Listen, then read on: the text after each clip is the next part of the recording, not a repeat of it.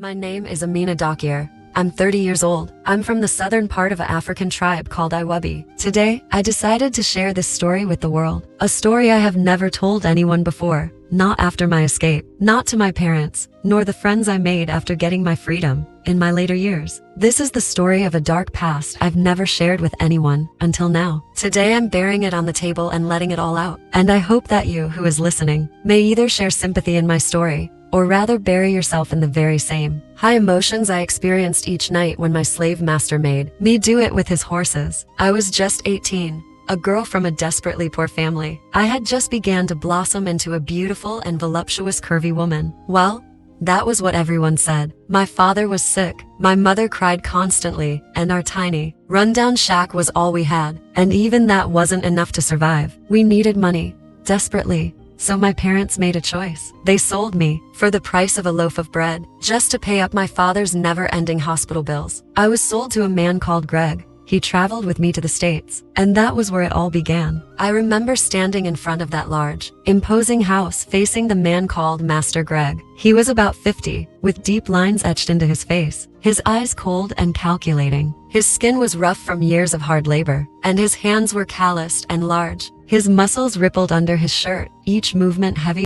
with strength.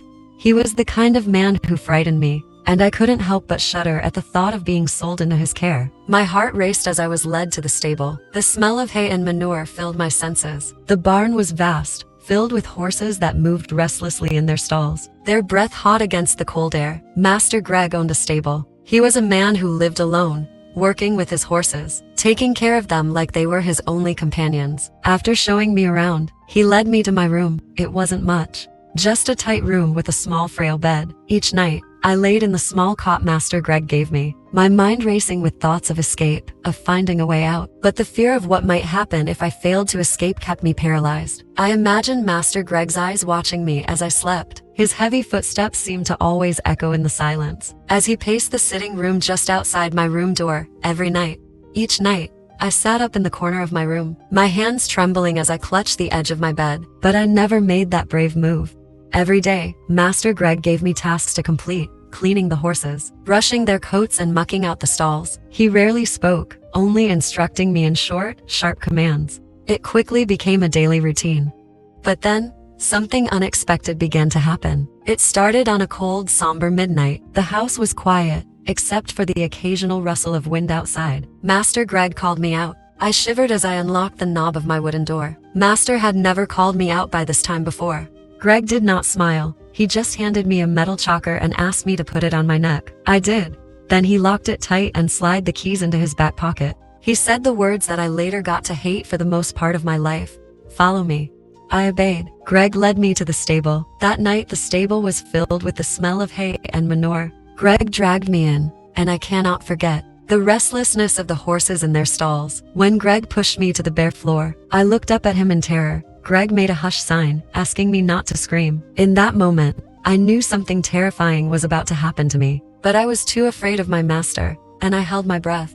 Greg walked to one of the stalls and unlocked Jackie. Jackie was his favorite, tall, dark, but that wasn't my focus at the moment. There was something rather odd about the horses that night. They all seemed energetic, hopping to and fro in their cages. It seemed like they had been drugged. Something I got to find out later was true.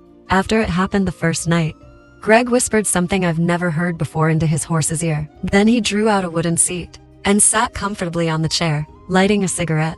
He blew out the smoke that filled the small space of air that separated me and him in the small corner of the huge stable. I kept looking at him in fright and back at the horse, but I dared not to utter a word. Then with a cold whisper, Greg said, "Take it off." I knew what he meant, and I did not argue. I was wearing nothing under, and I obeyed my master. I threw down my white cotton gown that had now turned off white because I had used it for so long. I lay bare before Greg. "Get up," he said starkly. I stood up before him. His look became more intense, his gaze fixed on the huge melons on my chest. He kept staring at them for over 3 minutes without saying a word. I could see that thing get hard.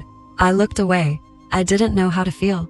Greg pulled me closer and tied my hands with large ropes. I stood frozen. I dared not to utter a word. Then, as I stood stacked before him, Greg began to fondle them. I held my breath as his huge, damp hands pressed against the 2 plump oranges on my chest. He let his hand glide freely as he sat on his chair. Then suddenly, his grip became tighter and firm. He pulled them hard as his law hardened.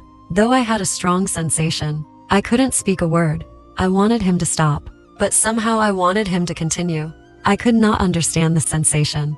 He looked satisfied. Then, it got messy. He asked me to lay down. I laid against the heap of haze that was scattered around on the stable floor. I did not argue. My only duty was to do as my master desired. Spread it open, Greg said, in a cold voice. I did, but now my heart was racing faster than I could count. In a second, I had 1,000,000 heartbeats. I kept looking at my master in fright. My eyes gleamed with terror. My mind was screaming. What was the horse going to do? Greg walked up to the horse standing a few distance away and whispered something to Jackie, and it neighed loudly. And then, it pounced on me. Greg sat on his seat, watching. My screams were loud and agonizing. But Greg leaned over and pressed against my mouth with his hand. When it was over, Jackie walked on his own back into his stall. By this time I was sweating and panting, and I could not seem to catch my breath. I looked up at Master Greg, and all I could see for the first time was a huge grin etched on his pale, wrinkled face. Good girl, he whispered. Then he unlocked my chains and we left the stable. I cleaned myself up, but as the water from the showers poured over my skin, tears fell freely from my eyes. I could not argue with my master, and I could never question him.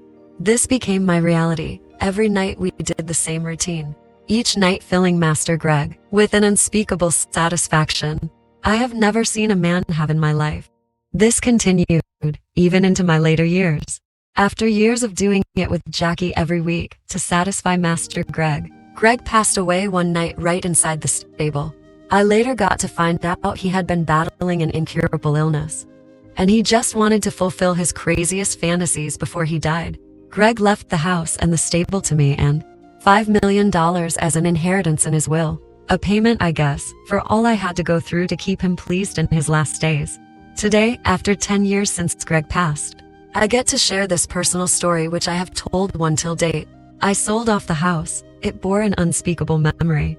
Today I am a successful business millionaire in a foreign land.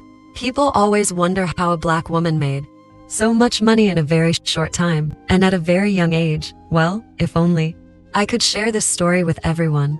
But I can't. This is a secret between me and my master no one would ever get to know. Thank you for watching.